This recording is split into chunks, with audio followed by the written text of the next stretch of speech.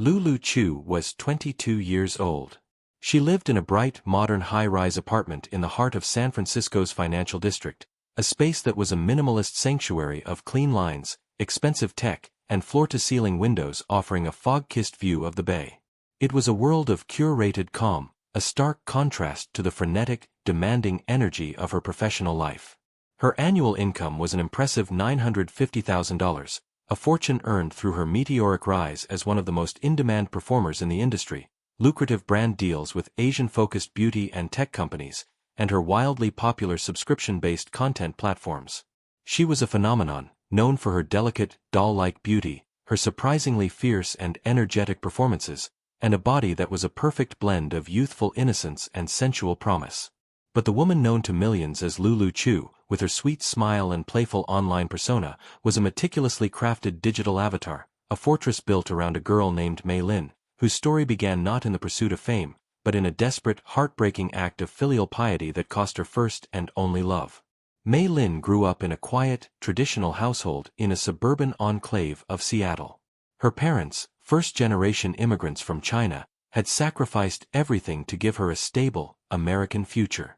Their dreams for her were clear and unyielding: academic excellence, a prestigious career as a doctor or engineer, and a good marriage to a successful Chinese man. Mei Lin was the perfect daughter, her life a tightly scheduled loop of advanced placement classes, violin lessons, and community service. Her body, as it developed, felt like a betrayal of their strict values. She was petite and slender, with a tiny, almost fragile-looking waist and the subtle, graceful curves of a dancer. Her breasts were small and natural, something she was secretly grateful for, as they were easier to hide under the modest, conservative clothes her mother bought her. Her face was her most striking feature: porcelain skin, large, luminous dark eyes that held a deep, natural sorrow, and a smile that was rare and, when it appeared, utterly transformative.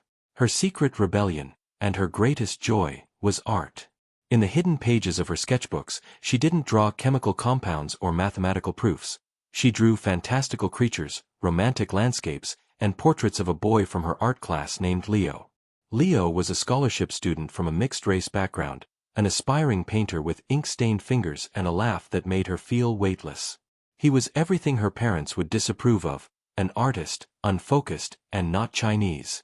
Their love affair was a stolen masterpiece, painted in the golden hour light of the art studio and the hushed whispers of the public library.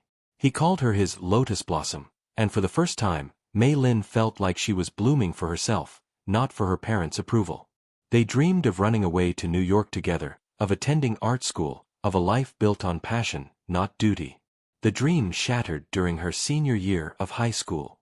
Her father, a quiet, hard-working man, was diagnosed with a rare, aggressive form of cancer. The medical bills piled up with terrifying speed, threatening to bankrupt the family and erase all their sacrifices. The life insurance was inadequate. The weight of their impending financial ruin was a suffocating blanket over their home. One evening, her mother, her face etched with a despair Mei Lin had never seen, sat her down.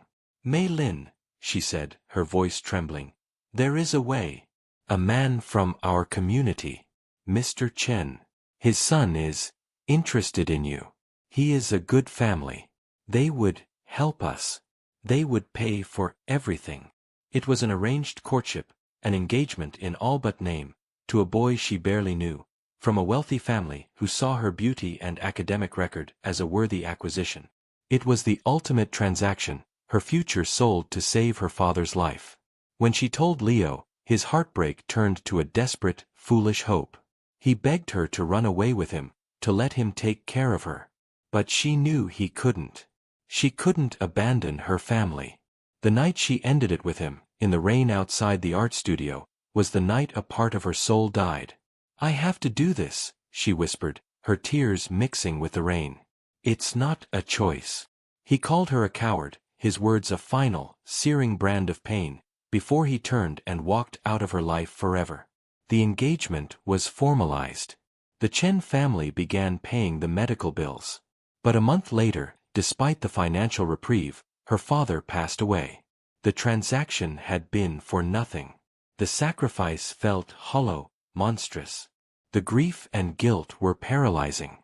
She couldn't go through with the marriage. She couldn't stay in that house, in that city, with the ghost of her father and the shell of her mother. Using the small, secret savings from her art competition winnings, she bought a bus ticket to San Francisco. She was free, but she was also utterly lost, a ghost with a broken heart and a body that felt like it had been a bargaining chip in a deal that had failed. In San Francisco, adrift and desperate for any form of income that wasn't tied to her past, she discovered the world of online camming. It was anonymous. It was a performance.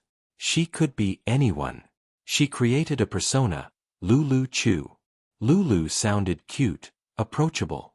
Chu was a common surname, offering anonymity. She used her delicate, doll-like features to her advantage, crafting an innocent, playful persona that masked the deep well of sorrow inside. The money started flowing in, fast and significant. It was a different kind of transaction, but this time, she was in control. When a scout for a major adult studio saw her stream, the offer was life-changing. Her first professional shoot was a surreal, out-of-body experience. She performed with a detached, almost clinical precision, her mind 1,000 miles away, in an art studio with a boy who had ink-stained fingers. The director praised her unique, innocent intensity. The paycheck was more money than she had ever seen. She sent half of it to her mother, with no return address. It was her penance and her declaration of independence. The first part of her journey was a tragedy of filial duty and lost love. The second would be about the dizzying ascent of Lulu Chu and the dangerous game of losing Mei Lin completely in the process. The ascent of Lulu Chu was a digital age fairy tale. She became an instant star, her unique look, the perfect fusion of innocent beauty and willing exploration, catapulting her to the top of the industry. She was prolific, her name becoming synonymous with a specific, highly marketable fantasy. Directors loved her because she was a quick study and relentlessly professional, her performances a blend of that signature wide-eyed innocence and a surprising, energetic passion. The money became a torrent. She moved from a shared hostel room to her luxurious financial district apartment, a fortress of glass and steel high above the city. She was Lulu Chu, the brand, the sensation. Mei Lin, the grieving daughter and heartbroken artist, was a ghost she worked tirelessly to exorcise. She leaned into the persona with a ferocious dedication. Her social media was a curated gallery of cute outfits, playful videos, and seductive teasers. She learned the business inside and out, negotiating contracts and building her own content empire with a shrewdness that belied her youthful appearance. She sent more money home, anonymously, assuaging her guilt with cash. She dated co-stars and wealthy fans, but the relationships were hollow, performances in their own right. She was the fantasy, the perfect digital girlfriend, but the real woman inside was lonelier than she had ever been in her parents' quiet, oppressive house. The memory of Leo was a constant, aching phantom limb. The breaking point came during a scene in a lavish, faux-bohemian apartment set, filled with art supplies and canvases as props. The director asked her to interact with them, to play the part of a free-spirited artist. As her fingers brushed against a dry brush, the smell of turpentine and the feel of the wooden handle triggered a memory so vivid it was a physical blow. Leo's hand guiding hers, his breath on her neck as he showed her how to blend oils, the sound of his laughter. She froze on set. The director, thinking it was a powerful acting choice, let the cameras roll, capturing the raw, unfiltered pain that flooded her large, dark eyes. She finished the scene in a dissociative daze, the innocent intensity the director praised now a genuine, unraveling despair. That night, in her silent, sterile apartment, she broke. The walls of Lulu Chu crumbled, and Mei Lin poured out, drowning in a decade of repressed grief, for her father, for her stolen future, for Leo. She realized she hadn't escaped her past, she had simply built a glittering, high-tech cage for it. Lulu Chu was not her salvation, she was her hiding place, and she was dying inside of it. Her journey back to herself was slow and deliberate. She started seeing a therapist, finally giving voice to the trauma she had buried. She started sketching again, tentatively at first, then with a hungry passion. She bought art supplies with her Lulu Chu money and began to paint, not for an audience, but for herself. The paintings were dark and emotional at first, full of grief, but slowly, color and light began to seep back in. She didn't quit the industry, but she radically reshaped her relationship with it. She became more selective with her roles, choosing projects that offered creative challenges rather than just a paycheck. She started to slowly, carefully, introduce pieces of her true self into her public persona. She posted a time-lapse video of a painting she was working on. She wrote a poignant, anonymous essay about the immigrant daughter experience on a literary blog. Her fans were fascinated by this new depth. They didn't just want the doll, they were captivated by the complex woman emerging from within. Now, at 22, Lulu Chu is a woman in a state of conscious integration. The apartment in San Francisco is no longer just a sterile showpiece, it has a dedicated studio corner, filled with the vibrant chaos of her art. The large, dark eyes that once held only sorrow or a performative innocence now reflect a more complex, thoughtful light. She is still a highly successful performer and entrepreneur, but she no longer lets the persona consume her. She has begun the fragile process of reaching out to her mother, not as a perfect daughter, but as a self-made woman.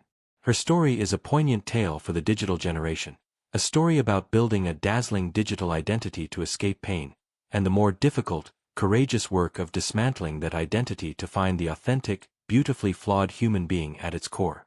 She traded her future once to save her family, and in doing so, lost herself. But in the unlikeliest of places, she found the tools, the wealth, and finally, the courage to buy